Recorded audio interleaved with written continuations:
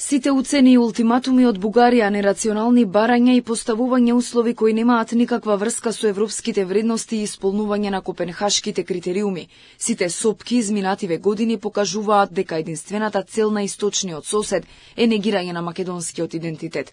Колку и да звучат некои политичари оттаму сладкоречиво во однос на вербалната поддршка за македонските евроинтеграции, на дело ја гледаме политиката, која експертите ја поврзуваат со средновековна и нецивилизацијска реторика.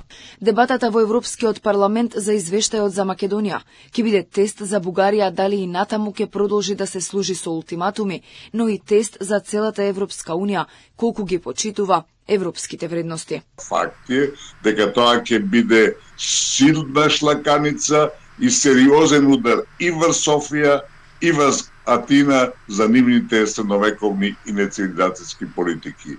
Ние тоа треба да го поддржуваме само од тој аспект, да направиме све тоа да помине како што е планирано, бидејќи да не забораваме. Тоа е тест за европската цивилизација и за европската, да речем, сегашна вредност или позиција. Ако бугарските европратеници се против еден извештај за Македонија, кој излегува редовно секоја година, што останува за покрупните чекори во самиот евроинтегративен процес. Експертите сметаат дека не може слепо да и се верува на Бугарија, дека нема да не блокира и на секое поглавје откако официјално ќе почнат пристапните преговори. Сепак, според Никовски, за првпат на европската дипломатска сцена се бранат националните интереси за разлика од минатото, кога претходната влада голташе кнедли и се согласуваше на се.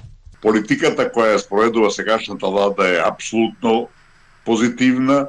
Првпат ние де факто ги браниме нашите интереси, до сега нашите претходната власт голташе само кнедли на еден предавнички капитулантски начин. Во суштината излезот може да биде само откажувањето на вториот протокол со Бугарија, со кој ќе падне во вода и ултиматумот да го менуваме уставот и самата преговарачка рамка. Експертите очекуваат конструктивност од европратениците за извештајот во кој се признати македонскиот идентитет и јазик. Документот за Македонија, подготвен од известувачот Томас Вајц, треба да се гласа во Комитетот за надворешни работи на Европскиот парламент на 24 јуни.